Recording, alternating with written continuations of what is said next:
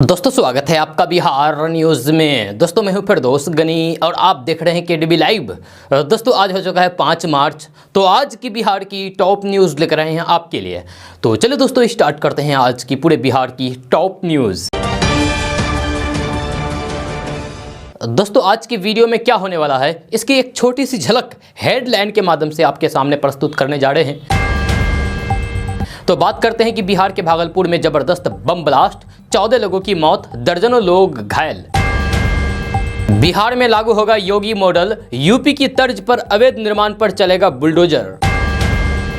होली पर बिहार में 2 दिन की छुट्टी, लगातार 3 दिन तक बंद रहेंगे बैंक, कुल 9 दिन की छुट्टी। बिहार में नए मुखिया जी के लिए अच्छी खबर, बिहार में नए बने मुखिया जी को मिलेगा मानदेय भत्ता। बिहार में फिर एक बेटी दहेज लोभियों की हो गई शिकार, दहेज की खातिर बहू की हत्या करके जलाने का मामला। भागलपुर ब्लास्ट पर पीएम मोदी ने सीएम नीतीश कुमार से की बात, कहा पीड़ा देने वाली खबर। राजधानी पटना के बाद बिहार की एक और शहर में चल रही है मेट्रो चलाने की तैयारी। मुखिया उप मुखिया समेत बिहार के सभी जनप्रतिनिधियों की संपत्ति की होगी सार्वजनिक, बिहार सरकार ने जारी किया आदेश।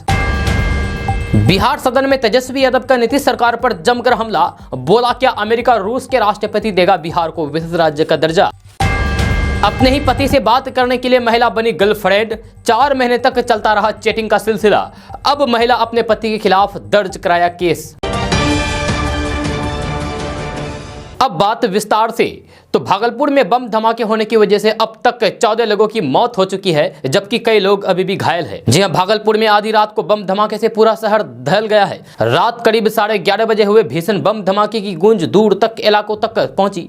विस्फोट तारापुर थाना क्षेत्र के काजोली चक में हुआ। एक घर के अंदर हुए भीषण विस्फोट से पूरे शहर में हरकंप मच गया। इस धमाके में अब तक 14 लोगों की मरने की बात कही जा रही थी, लेकिन अब यहाँ मरने वालों की संख्या और ज्यादा बन गई है। दरअसल ये बम धमाका भागलपुर के तातापुर थाना क्षेत्र में हुआ है। तातापुर थाना क्षेत्र के काजोली चक में यतीम खाना के पास एक बिल्डिंग में भीषण बम धमाका हुआ, जहां ये धमाका इतना जोर था कि एक बिल्डिंग जहां पूरी तरीके से ध्वस्त होकर जमींदोज हो गई, वहीं आसपास के 3 मकानों की दीवारें भी टूट गए।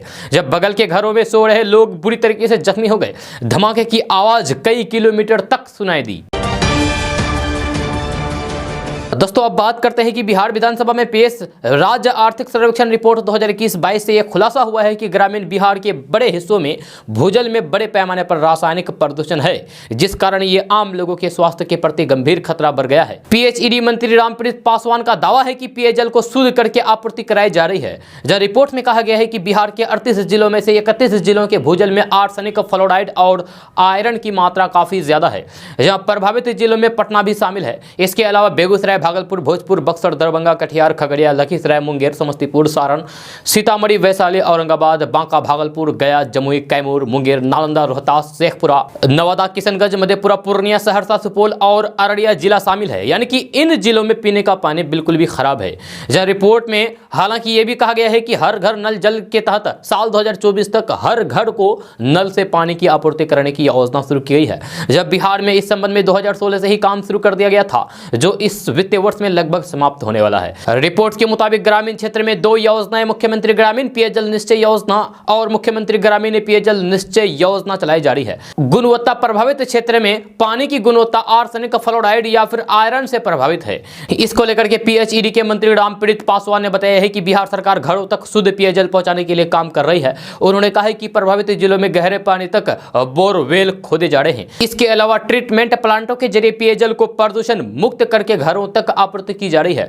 मंत्री ने यह भी कहा है कि देखा जा रहा है कि गांव के लोग पानी का इस्तेमाल अन्य काम में भी करने लगे हैं। उन्हें जागरूक करने के लिए चौपाल का आयोजन किया जाएगा। मंत्री ने दावा किया है कि सुबह, दोपहर और शाम 2-2 घंटे तक जल की आपूर्ति की जा रही है।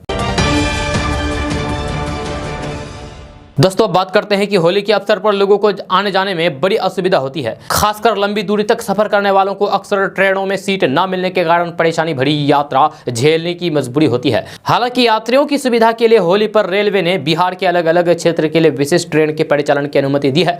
जब पूर्व मध्य रेलवे ने होली पर दिल्ली और अमृतसर से बिहार के लिए स्पेशल ट्रेन चलाने का फैसला किया है। 4 स्पेशल ट्रेनें दिल्ली से पटना और बरौनी के लिए और अमृतसर से पटना और बनमखी के लिए चलाई जाएगी। इसके पहले उत्तर रेलवे ने रेल यात्रियों की सुविधाजनक आवाजाही के लिए यूपी, बिहार, मुंबई आदि के लिए होली स्पेशल ट्रेन का संचालन शुरू किया है।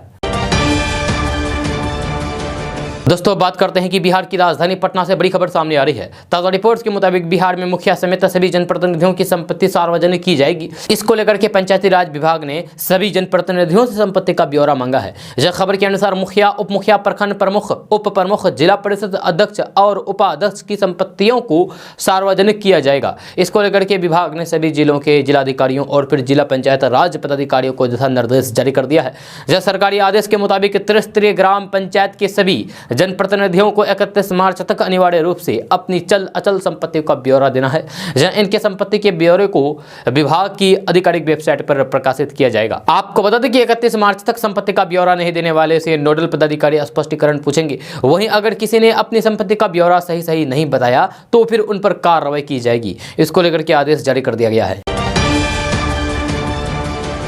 दोस्तों अब बात करते हैं कि बिहार विधानमंडल के बजट सत्र का कल 5वां दिन था। जब 5वें दिन सदन में नेता प्रतिपक्ष तेजस्वी यादव शिक्षा, रोजगार और विशेष राज्य के दर्जे को लेकर के सरकार को घेरा। तेजस्वी यादव ने बजट पर भी सवाल खड़ा करते हुए कहा है कि सिर्फ बजट का आकार बढ़ा देने से कुछ नहीं होगा। जमीनी हकीकत यही है कि नीतीश कुमार के 17 सालों के शासनकाल के बाद भी बिहार पिछड़ा हुआ है। विशेष राज्य के दर्जे पर तेजस्वी यादव हमेशा मुखर रहे हैं। जहां सदन में एक बार फिर से उन्होंने विशेष दर्जे की मांग उठाई है। तेजस्वी यादव ने कहा है कि विशेष राज्य का दर्जा आखिर किससे मांग रहे हैं? सरकार का पार्टनर आप हैं। उन्होंने कहा है कि क्या अमेरिका और रूस का राष्ट्रपति पुतिन आपको विशेष राज्य का दर्जा देगा? वहीं तेजस्वी यादव ने बेरोजगारी को लेकर भी सरकार पर जमकर निशाना साधा। तेजस्वी यादव ने सरकार के आंकड़े पर सवाल उठाते हुए शायराना अंदाज में कहा है कि तुम्हारे फाइलों में गांव का मौसम गुलाबी है, मगर ये आंकड़े झूठे हैं और ये दावे किताबी है। उन्होंने गुणवत्तापूर्ण शिक्षा को लेकर के सरकार पर भी जमकर निशाना साधते हुए कहा है कि शिक्षा की गुणवत्ता में केरल सबसे आगे है और बिहार सबसे पीछे है। यह हकीकत है। वहीं तेजस्वी यादव ने बेरोजगारी को लेकर के कहा है कि बिहार के सबसे ज्यादा ग्रेजुएट बेरोजगार हैं। तेजस्वी यादव ने कहा है कि 15 साल से डबल इंजन की सरकार का राज है, फिर हर एक मामले में बिहार सबसे फिसदी क्यों है? दोस्तों अब बात करते हैं कि बिहार के पटना, पूर्णिया, बक्सर समेत बिहार के सभी जिलों में सरकारी जमीन से कब्जा हटाया जाएगा। इसको लेकर के बिहार के सभी जिलों में विशेष अभियान चलाया जाएगा। इसके लिए विभाग के स्तर पर तैयारी शुरू हो गई है तथा सरकारी जमीन को चिन्हित किया जा रहा है। मीडिया रिपोर्ट्स के अनुसार मार्च 2023 तक सरकार बिहार की सभी सरकारी जमीन को कब्जा मुक्त कराएगी। भूमि सुधार और राजस्व मंत्री रामसूरत राय ने कहा है कि उनके विभाग ने ग्रामीण और शहरी क्षेत्रों में सरकारी जमीन की पहचान कर रही है। आपको बता दें कि बिहार सरकार ने मार्च 2023 तक सरकारी जमीन को किसी भी तरह के अतिक्रमण से मुक्त करने का फैसला किया है। इस फैसले को पूरा किया जाएगा। इसको लेकर के सभी जिले के अधिकारियों को भी दिशा निर्देश जारी कर दिया है। यह सरकारी जमीन को कब्जा मुक्त करने के लिए प्रशासन के द्वारा वाणिज्यीकरण और आवासीय दोनों क्षेत्र में विशेष अभियान चलाया जाएगा। प्रशासन इसके लिए पहले लोगों से अपील करते हुए अपने संसाधनों को नियंत्रण में लेने के लिए अपनी मशीनरी का उपयोग करेंगी। दोस्तों अब बात करते हैं कि भागलपुर हादसे पर प्रधानमंत्री नरेंद्र मोदी ने चिंता जाहिर की है। उन्होंने इस मसले पर शुक्रवार को बिहार के मुख्यमंत्री नीतीश कुमार से फोन पर बातचीत की, जहां नरेंद्र मोदी ने नीतीश कुमार से मामले की जानकारी ली है। आपको बता दें कि गुरुवार की देर रात भागलपुर में ब्लास्ट हुआ था। तातापुर थाना क्षेत्र के काजौलीचक में स्थित नवीन आतिशबाज के घर पर हुए धमाके में अब तक 14 लोगों की मौत हो चुकी है। वहीं दर्जन भर लोग अभी भी जख्मी हैं। घटनास्थल के कई मकान ध्वस्त हो गए हैं। 2 मंजिला मकान में हुए धमाके में 5 ने मौके पर दम तोड़ दिया था। वहीं सुबह होते होते 9 और फिर जान चली गई। जहां इस संबंध में प्रधानमंत्री नरेंद्र मोदी ने शुक्रवार को ट्वीट करते हुए कहा है कि बिहार के भागलपुर में धमाके हुए जनहानि की खबर पीड़ा देने वाली है। जब मैं घायलों को जल्द स्वस्थ होने की कामना करता हूं। जब घटना से जुड़े हालातों पर मुख्यमंत्री नीतीश कुमार से बातचीत हुई थी। प्रशासन राहत और बचाव कार्य में लगा हुआ है और पीड़ितों को हर संभव सहायता की जा रही है। जब विस्फोट इतना जोरदार था कि घटनास्थल से 4 किलोमीटर तक के मकानों में मौजूद लोगों को झटका लगा। लोगों को लगा कि यह भूकंप की झटके तो नहीं है। स्थानीय निवासियों ने बताया है कि कुछ देर तक तो समझ में नहीं आया है कि हुआ क्या है। देर रात होने से काफी देर तक लोग असमंजस में रहे कि भूकंप है या फिर ब्लास्ट। जब घरों से बाहर आने पर जब अफरा तफरी मची तो फिर पुलिस को सूचना दी गई। दोस्तों अब बात करते हैं कि बिहार विद्यालय परीक्षा समिति यानी कि बीएसईबी 12वीं आंसर की 2022 इंटरमीडिएट परीक्षा के लिए जारी कर दिया है। जहां उम्मीदवार बिहार बोर्ड कक्षा 12वीं के आंसर की आधिकारिक वेबसाइट biharboardonline.com पर देख सकते हैं। बिहार बोर्ड 12वीं आंसर की 2022 उन परीक्षाओं के लिए है जो फरवरी में ऑफलाइन मोड में आयोजित की गई थी। जहां बीएसईबी के छात्रों को सूचित किया जाता है कि बोर्ड ने इस आंसर की पर आपत्ति विंडो खोल दी है और वे 6 मार्च 2022 तक शाम 5 बजे तक आपत्ति उठा सकते हैं। दोस्तों अब बात करते हैं कि स्वास्थ्य मंत्री मंगल पांडे ने गुरुवार को विधानसभा में कहा है कि केंद्र सरकार का आदेश है कि अगले सत्र से देश भर के प्राइवेट मेडिकल कॉलेजों की 50% सीटों पर छात्र छात्राओं से सरकारी मेडिकल कॉलेज के बराबर फीस ली जाएगी। जहां उन्होंने कहा है कि सरकारी और प्राइवेट मेडिकल कॉलेजों में हर साल नीट के माध्यम से नामांकन होता है। जहां सुप्रीम कोर्ट के आदेश के बाद बिहार के प्राइवेट मेडिकल कॉलेजों में ट्यूशन फीस के निर्धारण के लिए रिटायर्ड जज अखिलेश चंद्रा की अध्यक्षता में स्वतंत्रता कमेटी बनाई है। विपक्षियों की मांग थी कि राज्य के यानी कि बिहार के प्राइवेट मेडिकल कॉलेजों में प्रत्येक साल नामांकन के लिए 12 लाख और छात्रावास के लिए 3 लाख लिए जाते हैं, जबकि बिहार के मेधावी और गरीब छात्र यूक्रेन, नेपाल, चीन और फिलीपींस सहित अन्य देशों में सालाना 4-5 लाख रुपए खर्च करके एमबीबीएस की पढ़ाई करते हैं। बिहार सरकार भी बिहार के प्राइवेट मेडिकल कॉलेजों में एमबीबीएस की पढ़ाई कम शुल्क पर करने पर विचार करें। इसके जवाब में बिहार के स्वास्थ्य मंत्री मंगल पांडे ने बताया है कि बिहार की शैक्षणिक शुल्क निर्धारित कमेटी नेशनल मेडिकल काउंसिलिंग यानी कि एनएमसी के निर्देशों पर 8 बिंदुओं को ध्यान रखते हुए शुल्क का निर्धारण करती है। दोस्तों बात करते हैं कि बिहार में धीरे धीरे मौसम में बदलाव जारी है। पिछले 24 घंटे के दौरान बिहार की मौसम की बात करें तो फिर मौसम शुष्क रहा, जहां वहीं अगले 5 दिनों तक बिहार में मौसम शुष्क बने रहने के साथ साथ रात के तापमान में किसी भी तरीके की कोई भी बदलाव नहीं होगा। जहां शुक्रवार को बिहार के खगड़िया में सबसे अधिक गर्मी पड़ी, जहां यहाँ का अधिकतम तापमान 31.1 डिग्री सेल्सियस रिकॉर्ड किया। बिहार में पछुआ हवा का प्रवाह निरंतर बना हुआ है, यही वजह है कि इसके प्रभाव से बिहार में मौसम शुष्क बना हुआ है। अब पटना मौसम विज्ञान केंद्र से मिली जानकारी के मुताबिक पछुआ हवा के प्रभाव से बिहार के तापमान में धीरे धीरे वृद्धि हो सकती है। जब पटना समेत बिहार के कई जिलों में मौसम शुष्क बना रहेगा। दोस्तों बात करते हैं कि बिहार की राजधानी पटना से बड़ी खबर सामने आ रही है। ताजा रिपोर्ट्स के मुताबिक बिहार के पटना, पूर्णिया, नालंदा समेत बिहार के सभी जिलों में मुखिया, सरपंच, पंच आदि जनप्रतिनिधियों को सैलरी मिलने वाली है। इसको लेकर के पंचायती राज विभाग ने राशि जारी कर दी है। खबर के अनुसार पंचायती राज विभाग ने वित्तीय वर्ष 2021-22 में त्रिस्तरीय पंचायती राज संस्थानों और ग्राम कचहरी के निर्वाचित जनप्रतिनिधियों के लिए मासिक भत्ता के लिए कुल 89 करोड़ 10 लाख रुपए जारी कर दी हैं। बहुत जल्द इसे सैलरी के रूप में मासिक भत्ता दिया जाएगा। साथ ही आपको यह भी बता दूं कि इन जनप्रतिनिधियों को कितना मासिक भत्ता मिलता है। तो बात करते हैं कि जिला परिषद अध्यक्ष को 12,000 रुपए मासिक भत्ता मिलता है। जिला परिषद उपाध्यक्ष को 10,000, पंचायती समिति प्रमुख को 10,000, पंचायत समिति उप प्रमुख को 5,000 रुपया और ग्राम पंचायत मुखिया को 2500, ग्राम पंचायत उप मुखिया को 1200 रुपया, ग्राम कचहरी सरपंच को 2500, ग्राम कचहरी उप सरपंच को 1200, जिला परिषद सदस्य को 2500, पंचायत समिति सदस्य को 1,000 रुपया, ग्राम पंचायत सदस्य को 500 रुपया, ग्राम कचहरी सदस्य पंच को 500 रुपया भत्ता मिलता है। दोस्तों अब बात करते हैं कि हर बेटी की यही तमन्ना होती है कि वे जब दुल्हन बने तो उसके पिता अपने हाथों से उसे डोली में बिठा करके विदा करें। लेकिन हरियाणा के करनाल से एक ऐसा दुखद मामला सामने आया है जिसकी वजह से परिवार की खुशियां मातम में बदल गई।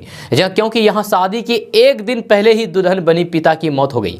जहाँ सारी तैयारियां धरी की धरी रह गई। कहाँ उसकी आज बारात आनी थी, लेकिन डोली की जगह अब पिता की अर्थी उठेगी। हाथों में मेहंदी रचाए बेटी बुरी तरीके से बिलख रही है। दरअसल हरियाणा के करनाल के सूरजनगर में एक बेटी की शादी से एक दिन पहले उसके पिता नीरज कुमार का शव शुगर मिल नहर से बरामद हुआ है।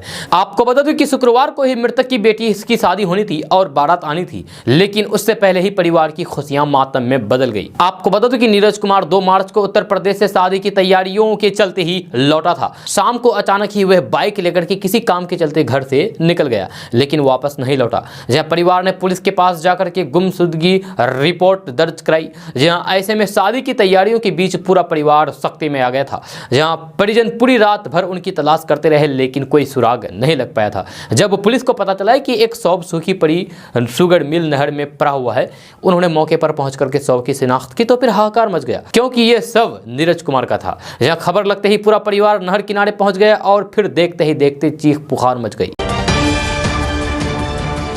दोस्तों अब खबर पटना से है, जहां अक्सर आपने देखा होगा कि कैसे पैथोलॉजी और फिर रेडियोलॉजी की जांच में प्राइवेट लैब के द्वारा जनता की गाड़ी कमाई पर लूट होती रहती है।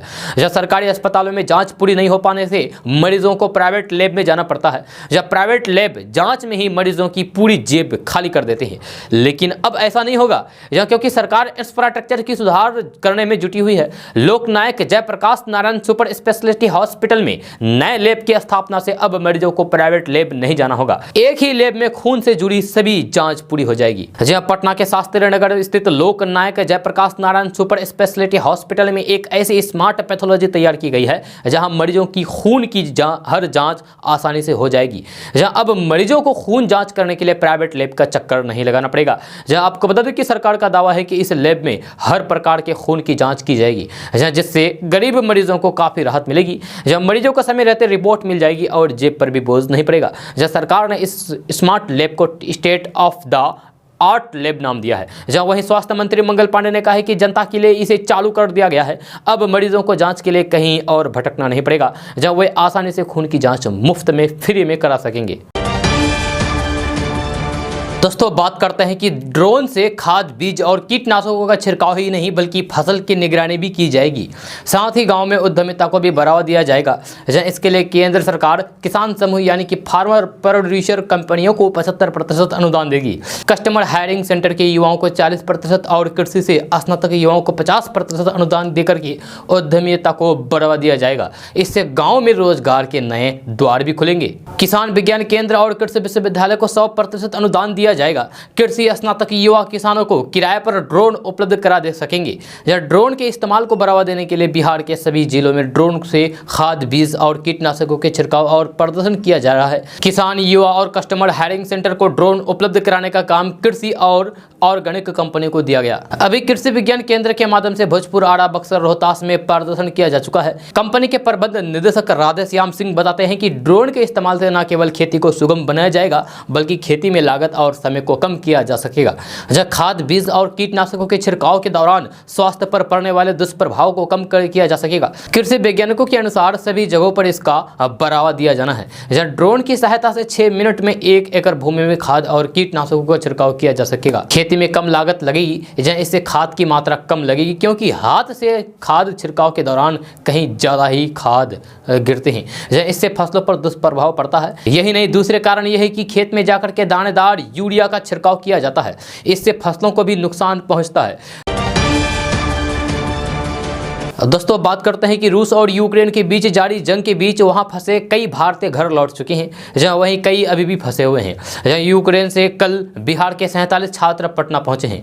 अब तक बिहार के 355 छात्र सुरक्षित बिहार लाए जा चुके हैं। पिछले 24 घंटे के दौरान 9 फ्लाइट से बिहार के 164 छात्र घर लौट चुके हैं। वहीं आज अभी तक 47 छात्र पहुंचे हैं। अब तक यूक्रेन से बिहार आने वाले कुल स्टूडेंट की संख्या 355 हो गई है। जहां सरकार का दावा है कि यूक्रेन से आने वाले स्टूडेंट को पटना से उनके घर तक सरकार अपने खर्च पर पूरी व्यवस्था के साथ पहुंचा रही है। यह छात्रों की सहायता के लिए जगह जगह टीम लगाई गई है। वहीं दहशत के साए से बाहर आने के बाद स्टूडेंट अपने परिवार के साथ काफी खुश हैं। अब वे विदेश नहीं जाना चाहते हैं। दरअसल बिहार से काफ़ी छात्र मेडिकल की पढ़ाई के लिए यूक्रेन जाते हैं क्योंकि वहां भारत की तुलना में मेडिकल की फीस काफ़ी कम होती है। दोस्तों बात करते हैं कि राजधानी पटना में एक महिला ने अपने पति से बात करने के लिए गर्लफ्रेंड बनकर के 4 महीने तक बात की। महिला का कहना है कि वह सिर्फ इसलिए गर्लफ्रेंड बनी क्योंकि उसका पति दूसरे लड़कियों से अच्छे से बात करता था और उसे दहेज के लिए प्रताड़ित करता था। जहां उसका पति पेशे से सॉफ्टवेयर इंजीनियर है, उसका पति मोबाइल पर रात भर चैटिंग करता था। हैरत की बात यह है कि उससे भी दहेज की मांग कर रहा है। अब महिला ने पति पर दहेज प्रताड़ना का केस दर्ज किया है। जब गुरुवार को राजधानी पटना में एक संवाददाता सम्मेलन में महिला ने बताया है कि पिछले 4 सालों से उन्हें उनके ससुराल वालों द्वारा लगातार प्रताड़ित कर रहे हैं। दोस्तों बात करते हैं कि बिहार में करीब 10% लोगों की आजीविका पेंशन के सहारे चलती है। बिहार सरकार के आंकड़े के अनुसार बिहार में पेंशन धारकों की संख्या 1 करोड़ 2 लाख है। इनमें दिव्यांग पेंशन धारकों की संख्या 10,50,000 है। यानी कि बिहार की आबादी के करीब 10% लोग पेंशनधारी हैं, तो उनमें से 10% दिव्यांग जन हैं। दरअसल बिहार के पेंशन धारकों की पेंशन राशि बढ़ाने को लेकर के विधानमंडल में पूछे गए सवाल पर बिहार सरकार ने यह आंकड़ा जारी किया है। जहाँ साथ ही सरकार की ओर से यह स्पष्ट कर दिया है कि दिव्यांग जनों की पेंशन पर भविष्य पर विचार होगा। फिलहाल इस संबंध में कोई प्रस्ताव नहीं है। दोस्तों बात करते हैं कि दिल्ली, महाराष्ट्र, बिहार और तेलंगाना की शहरी झुग्गियों में किए गए एक सर्वेक्षण में यह खुलासा हुआ है कि कोविड-19 महामारी के कारण 2020 में लगाए गए लॉकडाउन के दौरान 67% लड़कियां ऑनलाइन कक्षाओं में शामिल नहीं हुई है। गैर सरकारी संगठन सेव द चिल्ड्रेन द्वारा पिछले साल फरवरी में किए गए अध्ययन में यानी कि रिसर्च में ये पाया गया है कि 10 से 18 साल के बीच की 68 यानी कि 68% लड़कियों ने इन राज्यों में स्वास्थ्य और पोषण सुविधाएं पाने में चुनौतियों का सामना किया है। दिल्ली, महाराष्ट्र, बिहार और तेलंगाना देश के 4 भौगोलिक क्षेत्र पूर्व, पश्चिम, उत्तर और दक्षिण का प्रतिनिधित्व करते हैं। इन राज्यों का चयन एक समग्र मापदंड के जरिए किया गया। दोस्तों बात करते हैं कि बिहार सरकार ने बिहार में अवैध निर्माण मकानों पर बुलडोजर चलाने का फैसला किया है। बिहार सरकार के राजस्व एवं भूमि सुधार मंत्री रामसूरत राय ने बताया है कि जल्द ही बिहार सरकार उन सभी जमीन और मकान को चिन्हित करेगी जिस पर अवैध अतिक्रमण है। उन सभी मकानों को जल्द ही बुलडोजर करके अतिक्रमण मुक्त करवाया जाएगा। मंत्री रामसूरत राय ने मीडिया कर्मियों से बात करते हुए कहा है कि बिहार में जल्द ही अतिक्रमणकारियों पर कार्रवाई शुरू हो जाएगी। जिस जमीन पर अतिक्रमण करके मकान को बनाया गया है उसे बुलडोज किया जाएगा और अतिक्रमण जमीन को खाली करवाया जाएगा। मंत्री रामसूरत राय ने कहा है कि अगर मकान छोटे हैं तो उन्हें लोगों की मदद से तोड़ा जाएगा और अगर बड़े मकान हैं 2 मंजिला 5 मंजिला तो फिर वैसे मकानों को बुलडोजर से तोड़ा जाएगा। वहीं मंत्री रामसूरत राय ने बताया है कि बिहार में अतिक्रमण की समस्या एक बड़ी समस्या है। इससे निपटने के लिए सरकार काम कर रही है। इसका परिणाम जल्द ही दिखने लगेगा। इसके लिए पूर्व के नियमों में संशोधन करके सख्त नियम बनाए जाएंगे। दोस्तों बात करते हैं कि होली पर बैंकों में 2 दिन की छुट्टी है, लेकिन इसके बाद रविवार पड़ने के कारण लगातार 3 दिनों तक बैंक बंद रहेंगे। माह के तीसरे सप्ताह में बैंकों में अधिक छुट्टियां हैं, जहां 18 से 22 मार्च के बीच कुल 5 में सिर्फ 1 ही दिन बैंक खुला रहेंगे। इस वजह से बैंकिंग सेवाएं के प्रति थोड़ी सतर्कता जरूरी है। जब मार्च में साप्ताहिक सहित कुल 9 अवकाश हैं। जब होली पर बैंकों में 18 और 19 मार्च को बैंकों में अवकाश है, 20 मार्च को रविवार है, इसलिए लगातार 3 दिनों तक बैंक बंद रहेंगे। All India bank officers association के संयुक्त महासचिव DN त्रिवेदी ने कहा है कि 21 मार्च को बैंक खुलेंगे, लेकिन बिहार दिवस की वजह से 22 मार्च को बैंकों में अवकाश रहेगा यानी कि छुट्टी रहेगा। इस तरह से 19 से 22 मार्च के बीच सिर्फ 1 ही दिन बैंक खुला रहेंगे। 6, 13, 20 और 27 मार्च को रविवार होने की वजह से बैंक बंद रहेंगे, जबकि 12 और 26 मार्च को माह का दूसरा और चौथा शनिवार होने की वजह से बैंक बंद रहेंगे। दोस्तों बात करते हैं कि बिहार में पूर्ण शराबबंदी है। अब बिहार में शराब माफिया पर और सख्ती बरती जाएगी। शराब माफिया के खिलाफ कड़ी कार्रवाई की जाएगी। नीतीश सरकार ने यह फैसला लिया है कि PMLA 2002 एक्ट के तहत अब शराब माफिया पर कार्रवाई की जाएगी। जब पुलिस महानिदेशक मद्य निषेध अमृत राज ने निर्देश जारी किया है, जब वीडियो कॉन्फ्रेंस के जरिए जिलों के ESP और SSP से उन्होंने बात की है और शराब माफियाओं के खिलाफ PMLA का प्रस्ताव मुख्यालय को भेजे जाने का निर्देश दिया है। शराब माफिया पर अब मनी लॉन्ड्रिंग एक्ट 2002 धन शोधन निवारण कानून यानी कि PMLA के तहत कार्रवाई होगी। मनी लॉन्ड्रिंग कानून के तहत उनकी संपत्तियां जब्त होगी। आपको बता दूं कि बिहार में शराबबंदी को सख्ती से लागू कराया जा रहा है, इसे लेकर के सरकार सख्त है। शराब माफियाओं को ढूंढने के लिए खोजी कुत्ते मंगवाए गए हैं। ड्रोन और हेलीकॉप्टर उड़ा करके शराब के ठिकानों की तलाश की जा रही है। जी हाँ, सुदूर इलाकों में शराब के धंधेबाजों पर नजर रखने के लिए 5 सैटेलाइट फोन भी खरीदे गए हैं। वहीं बीते दिनों सरकार ने यह भी ऐलान किया है कि अब शराबियों को जेल नहीं भेजा जाएगा। शराब पीकर गिरफ्तार हुआ आदमी अगर ये बता देता है कि उसने शराब कहां से और किससे खरीदी थी तो सरकार उसे जेल नहीं भेजेगी। दोस्तों बात करते हैं कि ज़्यादातर भारतीय इस बात से पूरी तरीके से या फिर काफ़ी हद तक सहमत हैं कि पत्नी को हमेशा ही अपने पति का कहना मानना चाहिए। जहां एक अमेरिकी थिंक टैंक ने एक हालिया रिसर्च में यह खुलासा किया है। जहां प्यू रिसर्च सेंटर की ये नई रिपोर्ट बुधवार को जारी की गई है, जिसमें इस पर गौर किया गया है कि किस तरीके से भारतीय घर और फिर समाज में लैंगिक भूमिकाओं को कहीं अधिक सामान्य रूप से देखते हैं। जब प्यू रिसर्च सेंटर की ये नई रिपोर्ट बुधवार को जारी की गई है। रिपोर्ट 29,999 भारतीय वयस्कों के बीच 2019 के अंत से पहले लेकर के 2020 की शुरुआत तक किए गए अध्ययन पर आधारित है। रिपोर्ट में कहा गया है कि भारतीय वयस्कों ने तकरीबन सार्वभौम रूप से कहा गया है कि महिलाओं को पुरुषों के समान अधिकार होना चाहिए, जरूरी है। हर 10 में 8 लोगों ने कहा है कि यह बात जरूरी है। हालांकि कुछ ऐसी परिस्थितियों में भारतीयों को लगता है कि पुरुषों को वरीयता मिलनी चाहिए। इसमें कहा गया है करीब 80% इस विचार से सहमत हैं। जब कुछ ही नौकरियां हैं तब पुरुषों को महिलाओं की तुलना में नौकरी करने का अधिकार अधिक अधिकार है। रिपोर्ट में कहा गया है कि करीब 10 में 9 भारतीय यानी कि 87% भारतीय पूरी तरीके से काफी हद तक इस बात से सहमत हैं कि पत्नी को हमेशा ही अपने पति का कहना मानना चाहिए। इसमें कहा गया है कि हर परिस्थिति में पत्नी को पति का कहना मानना चाहिए। इस विचार से ज्यादातर भारतीय महिलाओं ने सहमति जताई है। हालांकि पूर्व प्रधानमंत्री इंदिरा गांधी, तमिलनाडु की पूर्व मुख्यमंत्री जयललिता, पश्चिम बंगाल की मुख्यमंत्री ममता बनर्जी और पूर्व विदेश मंत्री सुषमा स्वराज जैसे नेताओं का जिक्र करते हुए इसमें कहा गया है कि भारतीयों ने राजनेता के तौर पर महिलाओं को व्यापक स्तर पर स्वीकार किया है। अध्ययन के मुताबिक कि ज्यादातर पुरुषों ने कहा है कि महिलाएं और पुरुष समान रूप से अच्छे नेता होते हैं, जब वही सिर्फ 1/4 भारतीयों ने कहा है कि पुरुषों में महिलाओं की तुलना में बेहतर नेता बनने की प्रवृत्ति होती है। रिपोर्ट में यह भी रेखांकित किया गया है कि ज्यादातर भारतीयों का कहना है कि पुरुष और महिलाओं को कुछ पारिवारिक जिम्मेदारी साझा करनी चाहिए। वहीं कई लोग अब भी परंपरागत लैंगिक भूमिकाओं का समर्थन करते हैं। जहां तक बच्चों की बात है, भारतीय इस बारे में एक राय रखते हैं कि परिवार में कम से कम एक बेटा और एक बेटी होनी चाहिए। दोस्तों अब खबर सीवान से है, जहां रिश्तों को शर्मसार कर देने वाली घटना सामने आई है। यह घटना सीवान जिले के महादेव ओपी क्षेत्र के कोईरिया हकाम गांव की है। यहां दहेज लोभी ससुराल वालों ने एक विवाहिता की हत्या कर दी और सबको चूड़ी छिपे जला दिया। महिला के मायके वालों की सूचना पर पहुंची पुलिस को देख करके ससुराल वाले महिला के शव को जलाते हुए छोड़कर फरार हो गए, भाग गए। जानकारी के मुताबिक गोपालगंज के सेमरावना गांव निवासी राम दर्शन सिंह ने अपनी बेटी सरिता कुमारी की शादी 5 साल पहले कोईरिया हकाम गांव निवासी सोनू सिंह से की थी। यह शादी के समय मायके वालों ने अपनी सामर्थ्य के अनुसार लड़के वालों को दहेज भी दिया था। शादी के बाद कुछ दिनों तक तो सब कुछ ठीक ठाक रहा। बाद में ससुराल वाले दहेज में और पैसे की मांग करने लगे। पैसे नहीं मिलने पर सरिता को आए दिन प्रताड़ित किया जाने लगा। इस बीच सरिता ने एक बच्ची को भी जन्म दिया, लेकिन प्रताड़ना कम नहीं हुई और मौका पाकर के ससुराल वालों ने सरिता की हत्या कर दी। हत्या के बाद ससुराल वाले के लोग सरिता का शव एक खेत में जला रहे थे। इसी दौरान किसी ने पुलिस को संदिग्ध मौत की सूचना दे दी।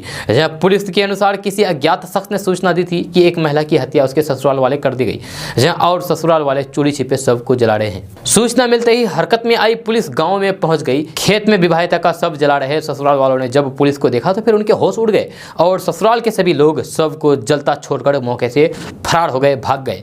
हालांकि तब तक महिला का शव पूरी तरीके से जल चुका था। फिलहाल पुलिस मृतका के मायके वालों के बयान के आधार पर आरोपी की गिरफ्तारी के लिए छापेमारी में जुटी हुई है। दोस्तों बात करते हैं कि यूक्रेन रूस के बीच जारी युद्ध का असर दुनिया भर में देखने को मिल रहा है। भारत भी इससे अछूता नहीं है। इस युद्ध के कारण अर्थव्यवस्था पर नकारात्मक प्रभाव देखने को मिल रहा है, तो वहीं पश्चिमी देशों की ओर से लगाए जा रहे प्रतिबंधों के कारण भारत के सबसे बड़ी सरकारी बैंक SBI ने भी अब बड़ा फैसला किया है। देश के सबसे बड़े सरकारी बैंक SBI ने रूसी कंपनियों के साथ लेन देन रोक दिया है। जब बैंक ने उन रूसी कंपनियों के साथ कारोबार पर रोक लगा दी है जिन पर पश्चिमी देशों ने बैन लगाई है। दरअसल बैंक को इस बात की आशंका है कि अगर उसने इस रूसी कंपनियों के साथ कारोबार जारी रखा तो फिर उस पर भी पाबंदियां लगाई जा सकती है, जिसके बाद से बैंक ने उन रूसी कंपनियों के साथ लेन देन को बंद कर देने का फैसला किया है। जब बैंक की ओर से सर्कुलर जारी करके इसकी जानकारी दी है। इस सर्कुलर में बैंक ने कहा है कि अमेरिका, यूरोपियन यूनियन और संयुक्त राष्ट्र संघ ने जिन रूसी कंपनियों, बैंकों और फिर पोर्ट्स पर रोक लगाई है उनके साथ बैंक फिलहाल कोई ट्रांजैक्शन नहीं करेगा। इस सर्कुलर के बाद जिन कंपनियों के पास बैंक का बकाया है उनसे वसूली भी बैंकिंग चैनल के बजाय अन्य माध्यम से की जाएगी। दोस्तों बात करते हैं कि रक्षा मंत्री ने युद्धग्रस्त यूक्रेन के खार्किव शहर में फंसे भारतीयों के लिए बृहस्पतिवार शाम परामर्श की एक सूची जारी की है, क्योंकि वहां खतरनाक या फिर मुश्किल स्थिति पेश आने की आशंका है। यह मंत्रालय ने एक बयान में कहा है कि भारतीयों के प्रत्येक समूह या फिर दस्ते को लहराने के लिए एक सफ़ेद झंडा या फिर सफ़ेद कपड़ा रखना चाहिए। इसमें कहा गया है कि भोजन और पानी बचाएं तथा उसे शेयर करें। शरीर में पानी की मात्रा बनाए रखें, भरपेट भोजन करने से बचें और राशन बचाने के लिए कम खाएं। मंत्रालय ने कहा है कि हवाई हमले, तोपों से गोलीबारी, छोटे हथियारों से गोलीबारी, ग्रेनेड विस्फोट जैसी कुछ संभावित खतरनाक या फिर मुश्किल स्थिति है जिनके खार्किव में पेश आने की आशंका है। इसमें कहा गया है कि खार्किव में फंसे भारतीय 24 घंटे अपने पास आवश्यक वस्तुओं की एक छोटी किट रखें। मंत्रालय ने सुझाव दिया है कि आपात स्थिति उपयोग किट में पासपोर्ट, पहचान पत्र, जरूरी दवा, जीवन रक्षक दवा, टॉर्च, दिया सलाई, लाइटर, मोमबत्ती, नकदी, पावर बैंक, पानी, प्राथमिक उपचार किट, दास्ताने, गर्म जैकेट आदि जैसी चीजें होनी चाहिए। जब मंत्रालय ने कहा है कि यदि आप खुद को खुले स्थान या फिर मैदान में पाए तो फिर बर्फ पिघला करके पानी पिएं। जब रोमानिया, हंगरी और पोलैंड जैसे यूक्रेन के पश्चिमी पड़ोसी देशों से होकर के 26 फरवरी से भारत अपने नागरिकों को निकाल रहा है। हालांकि भारतीयों का एक वर्ग विशेष करके छात्र खार्किव में फंसे हुए हैं जो रूसी सीमा के नजदीक पूर्वी यूक्रेन में है। रक्षा मंत्रालय ने कहा है कि एक व्हाट्सएप ग्रुप बनाएं, विवरण, नाम, पता, मोबाइल नंबर और भारत में अपने संपर्क को संकलित करें। जहां मंत्रालय ने सुझाव दिया है कि व्हाट्सएप पर अपने भौगोलिक स्थिति को दूतावास या फिर नई दिल्ली में स्थित नियंत्रण कक्ष से शेयर करें और हर 8 घंटे पर सूचना अध्ययन करें। दोस्तों, अब बात करते हैं कि 31 मार्च न सिर्फ वित्तीय वर्ष का आखिरी दिन होता है बल्कि ये कई वित्तीय कामों की भी डेडलाइन होती है। यदि इन वित्तीय कामों को समय पर पूरा नहीं किया जाता है तो फिर अगले वित्तीय वर्ष में समस्या हो सकती है। आज हम आपको एक ऐसे ही कामों के बारे में बताने जा रहे हैं जिनको 31 मार्च 2022 से पहले किया जाना जरूरी है। यदि आप अभी तक मूल्यांकन वर्ष 2021-22 के लिए आयकर रिटर्न यानी कि ITR नहीं दाखिल किया है तो फिर ये काम 31 मार्च तक किया जा सकता है। साथ ही इस तारीख तक संशोधन ITR भी दाखिल किया जा सकता है। उसके बाद बात करते हैं कि आधार और पैन नंबर को लिंक करने की अंतिम तारीख 31 मार्च 2022 है। यदि आपने अभी तक ऐसा नहीं किया है तो फिर 31 मार्च से पहले आधार और पैन को लिंक करा सकते हैं। यदि ऐसा नहीं किया जाता है तो फिर पैन कार्ड अवैध हो जाएगा, पैन नंबर आपका अवैध हो जाएगा। उसके बाद बात करते हैं कि पहले बैंक खाता KYC अपडेट कराने की अंतिम तारीख 31 मार्च 2021 थी। जब कोरोना के ओमिक्रॉन वेरिएंट को देखते हुए RBI के KYC अपडेट करने की अंतिम तारीख को बढ़ा करके 31 मार्च 2022 कर दिया था। दोस्तों, अब बात करते हैं कि बिहार में शराबबंदी है, इसके बावजूद भी शराबियों और शराब कारोबारियों के धंधे चल रहे हैं। अब होली पर पुलिस विभाग अलर्ट हो गया है। होली को देखते हुए शराबबंदी कानून के तहत अभियुक्तों की गिरफ्तारी के लिए बड़ी कार्रवाई होगी। होली को देखते हुए 5 मार्च से शराब बरामदगी के लिए विशेष अभियान चलाना शुरू कर दिया है। जब गुरुवार को पुलिस अफसरों के साथ बैठक में DGP SK सिंघल ने फील्ड अफसरों को इस दिशा में कार्रवाई के आदेश दिए हैं। उन्होंने कहा है कि मद्य निषेध कानून के कांडों में फरार अभियुक्तों की सूची बना लें। फरवरी में जितने अभियुक्तों की गिरफ्तारी हुई है उसमें 3 गुनी अधिक अभियुक्तों को गिरफ्तार करने के लक्ष्य पर काम करें।